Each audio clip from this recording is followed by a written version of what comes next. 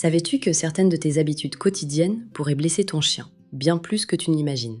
Et non, je ne parle pas de grosses erreurs évidentes, je parle de petits gestes, de réflexes presque automatiques que beaucoup de maîtres font sans même s'en rendre compte. Des études montrent que les chiens possèdent une intelligence émotionnelle comparable à celle d'un enfant d'environ 2 ans. Ça veut dire qu'ils peuvent ressentir la joie, la tristesse, l'attachement, mais aussi la peur et le sentiment d'être rejeté. Autrement dit, oui, ton chien a des émotions, et certaines de tes actions peuvent, sans que tu le veuilles, lui faire vraiment mal. Dans cette vidéo, on va passer en revue 10 choses du quotidien que tu fais peut-être en pensant bien faire, mais qui peuvent, en réalité, toucher ton chien plus profondément que tu ne le crois. Commençons avec l'erreur numéro 1, l'incohérence. Les chiens adorent la routine, vraiment, ils vivent pour ça. Horaires, habitudes, règles, tout ce qui est prévisible les rassure. Quand tout change tout le temps, heure de repas, heure de sortie, règles floues, ton chien se sent perdu. Dans une meute stable, il y a toujours une structure claire. Et pour ton chien, cette structure, c'est toi. Quand tu es cohérent, tu lui transmets un message simple. Tout va bien, je gère, tu peux te détendre. Mais quand les règles changent sans arrêt, cela crée de l'anxiété. Un chien rassuré est un chien plus calme, plus heureux et bien plus équilibré. Enchaînons avec l'erreur numéro 2, lui frotter le museau dans ses bêtises. On l'a tous déjà vu. Un accident dans la maison et quelqu'un qui met le nez du chien dedans. Mais soyons clairs, cette méthode ne fonctionne pas et surtout, elle abîme profondément votre relation. Ton chien ne fait pas le lien entre l'accident et la punition. Il ressent juste de la peur, de la honte et de la confusion. Imagine qu'on te mette le nez dans ton erreur plusieurs minutes après. Humiliant, non? Si tu surprends ton chien sur le moment, un non ferme suffit. Sinon, tu nettoies calmement et tu passes à autre chose. Punir après coup, ce n'est pas de l'éducation, c'est juste incompréhensible pour lui. Ensuite, l'erreur numéro 3, lui tapoter la tête. Ça peut surprendre, mais beaucoup de chiens n'aiment pas qu'on leur tape sur la tête. Pour nous, c'est affectueux. Pour eux, ça peut être envahissant, voire stressant. Leur tête est une zone sensible, et une main qui arrive par-dessus peut être perçue comme une menace, surtout chez les chiens anxieux. À la place, privilégie le poitrail, les épaules, le dos, la base de la queue. Observe ton chien.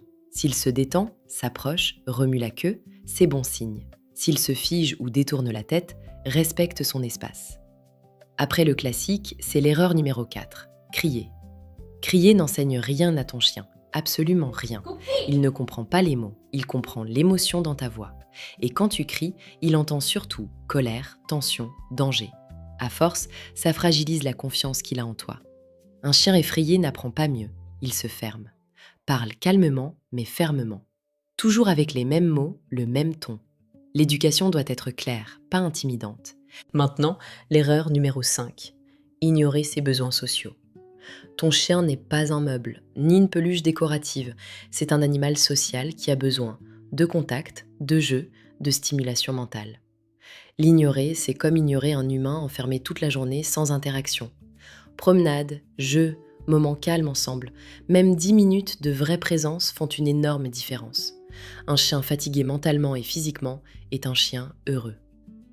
L'erreur numéro 6, rire de ses peurs. Feu d'artifice, orage, aspirateur, pour ton chien, ses peurs sont réelles. Rire ou minimiser ses réactions ne l'aide pas. Au contraire, il se sent incompris. À la place, rassure-le. Parle doucement, crée un espace sûr. Et si la peur est intense, n'hésite pas à consulter un professionnel. Ton chien a besoin de ton soutien, pas de ton jugement. Erreur numéro 7, retirer sa nourriture sans prévenir. Imagine qu'on t'enlève ton assiette en plein repas. Étrange et stressant. Chez le chien, la nourriture est instinctivement liée à la survie. Même s'il est bien nourri, ce réflexe est toujours là. Retirer sa gamelle brutalement peut créer de l'anxiété, de la méfiance, voire de la protection de ressources.